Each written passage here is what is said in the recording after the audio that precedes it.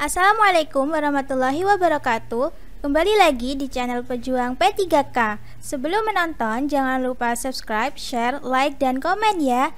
Langsung saja kita simak videonya.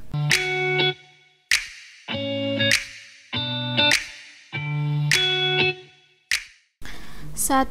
Seorang wanita usia 28 tahun datang ke BPM mengatakan bahwa ia hamil anak ketiga dan belum pernah keguguran. Hasil anamnesis didapatkan bahwa ibu tidak ingat HPHT. Pergerakan janin pertama kali dirasakan ibu kemarin.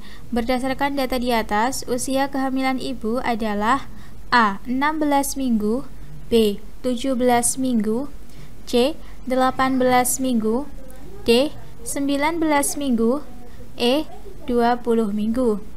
Jawabannya adalah A. 16 minggu. Pembahasan.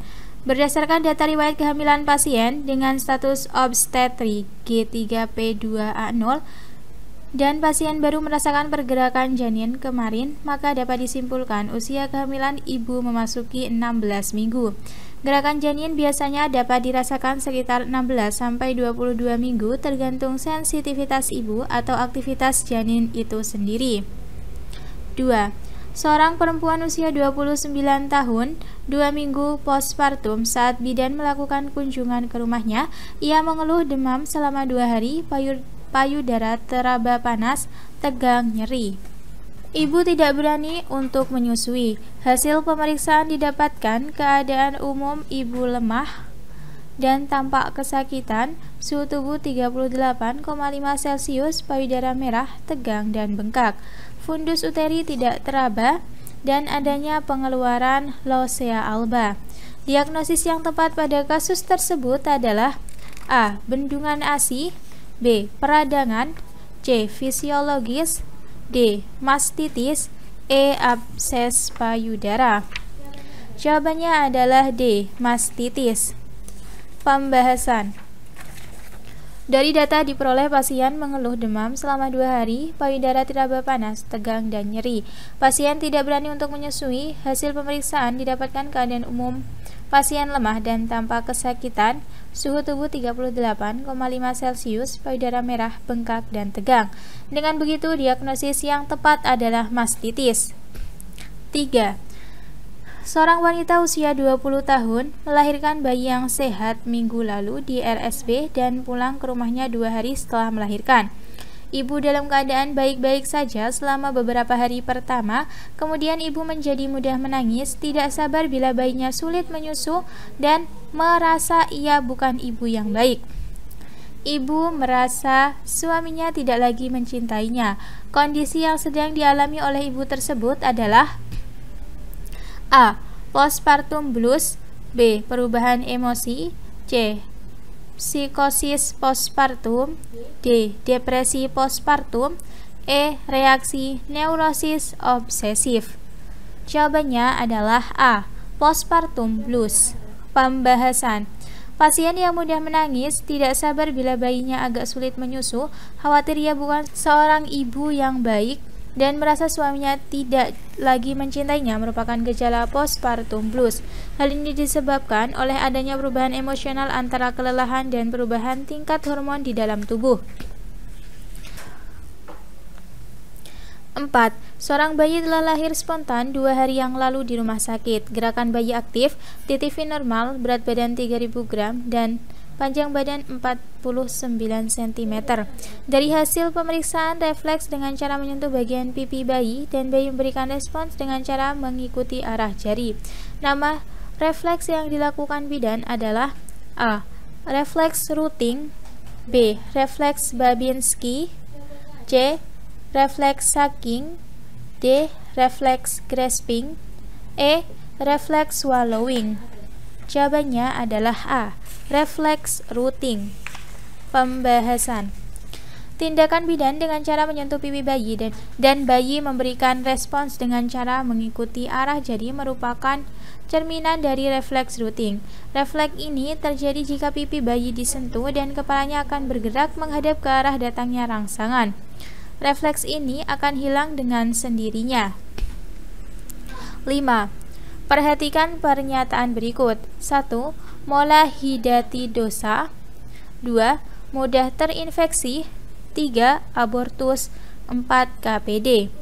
Dampak anemia bagi ibu hamil adalah A. 1, 2, dan 3, B. 1 dan 3, C. 2 dan 4, D. 4 saja, E. Semua pernyataan salah. Jawabannya adalah A. 1, 2, dan 3. Pembahasan. Anemia pada ibu hamil merupakan kondisi ibu dengan kadar Hb di bawah 11 gram per dl, terutama pada TM1 dan TM4. Kadar Hb normal untuk ibu hamil adalah 11 gram per dl. Beberapa dampak dari anemia pada ibu hamil diantaranya molahidatidosa, rentan terkena infeksi, dan beresiko mengalami abortus. 6.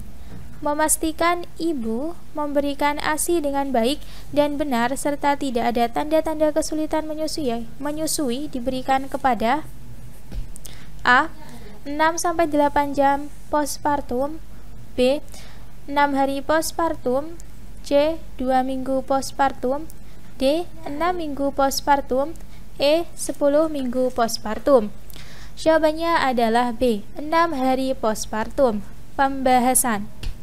Memastikan ibu memberikan ASI dengan baik dan benar serta tidak ada tanda-tanda kesulitan menyusui diberikan pada 6 hari postpartum. Pada saat itu, bidan melakukan konseling pada ibu tentang perkembangan pemberian ASI pada bayi. 7. Asuhan 6 hari postpartum dapat diberikan juga ketika melakukan kunjungan nifas, yaitu ketika A. 2 jam postpartum, B. 6-8 jam postpartum, C. 2 minggu postpartum, D. 6 minggu postpartum, E. 3 bulan pasca melahirkan. Jawabannya adalah C. 2 minggu postpartum. Pembahasan. Asuhan 6 hari postpartum dapat diberikan juga ketika melakukan kunjungan nifas, yaitu ketika 2 minggu postpartum. Beberapa kegiatan asuhan kunjungan nifas dijelaskan di bawah ini. A. Memeriksa ibu hamil untuk mengetahui apakah involusi uterus berjalan normal, apakah terjadinya abnormal, memastikan uterus berkontraksi dengan baik, dan memastikan tinggi fundus uteri berada di bawah umbilikus. B. Menilai apakah terdampak gejala demam, infeksi, dan pendarahan pada ibu. C.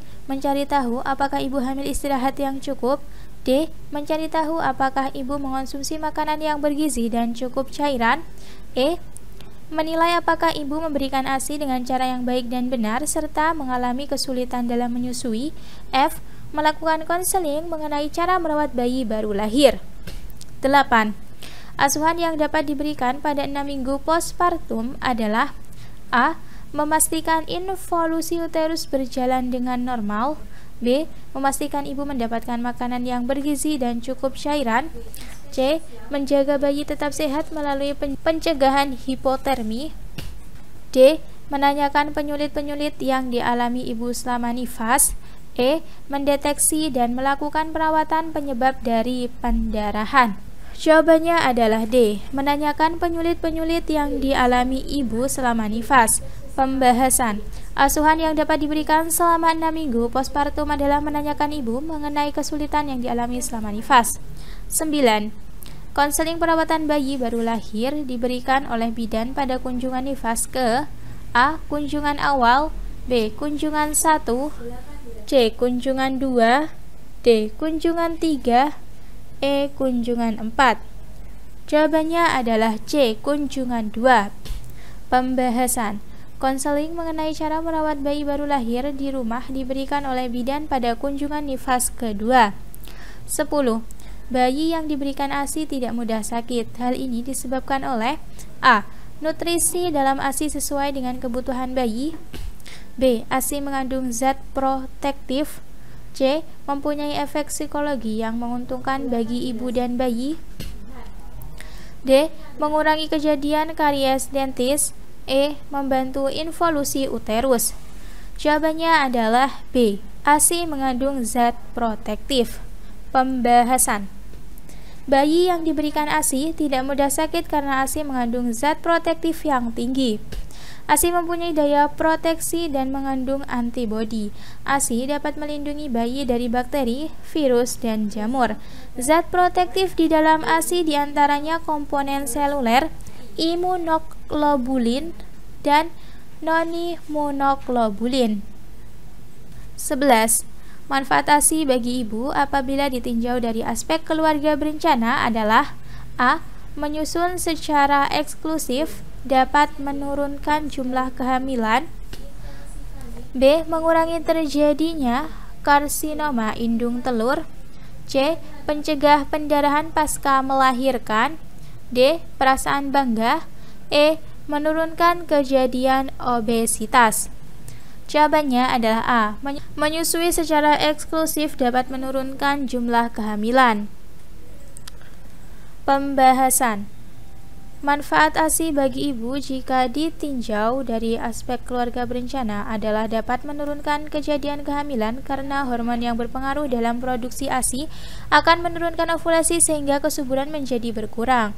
Menyusui secara eksklusif dapat digunakan sebagai kontrasepsi alami yang sering disebut metode amenorea laktasi atau MAL. 12. Perhatikan pernyataan di bawah ini. 1. Bayi mengalami kecacatan pada otak dan sumsum tulang belakang. 2.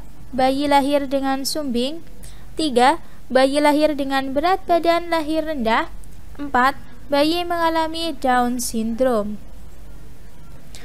Kekurangan asam folat dapat menyebabkan kecacatan pada bayi, yaitu: A. 1, 2, dan 3 benar. B. 1 dan 3 benar. C. 2 dan 4 benar. D. 4 saja yang benar. E. Semua pernyataan benar. Jawabannya adalah E. Semua pernyataan benar. Pembahasan. Kekurangan asam folat atau B9 dapat menyebabkan kecacatan pada bayi, kecacatan otak dan sumsum tulang belakang, bayi lahir dengan bibir sumbing, BBLR, dan sindrom. Down syndrome disebabkan oleh kromosom yang berkembang secara abnormal sehingga mengakibatkan penurunan atau kelambatan perkembangan fisik dan mental bayi. 13. Perhatikan di bawah ini. 1. Mola hidatidosa. 2. Mudah terinfeksi. 3. Abortus. 4. KPD. Dampak anemia pada ibu hamil adalah: A. 1, 2, dan 3 benar. B. 1 dan 3 benar. C. 2 dan 4 benar. D. 4 saja yang benar. E. Semua pernyataan benar. Jawabannya adalah A. 1, 2, dan 3 benar. Pembahasan. Anemia pada ibu hamil merupakan kondisi ibu yang dengan kadar hemoglobin di bawah 11 gram per dl, terutama pada trimester 1 dan trimester 3. Kadar Hb normal untuk ibu hamil trimester 3 minimal 10,5 gram per dl. Dampak dari anemia pada ibu hamil diantaranya mola hidatidosa atau hamil anggur, rentan tekanan infeksi, dan berisiko mengalami abortus. 14. Berikut ini yang dimaksud dengan ASI transisi adalah: A. ASI yang dihasilkan mulai hari ke-1 sampai hari ke-3. B. ASI yang keluar pada hari ke-4 sampai hari ke-10. C. ASI yang keluar pada hari ke-10 dan seterusnya. C. ASI yang mengandung zat-zat gizi berkualitas tinggi. E. ASI yang kaya antibodi. Jawabannya adalah B. ASI yang keluar pada hari ke-4 sampai hari ke-10. Pembahasan. ASI transisi adalah ASI yang keluar pada hari ke-4 sampai dengan hari ke-10 pasca melahirkan. Jumlah ASI transisi yang dihasilkan akan meningkat sesuai dengan kebutuhan bayi. Selain itu, komposisi dan warna dari ASI transisi juga akan berbeda dan kolostrum. Dalam ASI transisi, kadar laktosa dan lemak meningkat, sedangkan protein dan imunoglobin akan berkurang.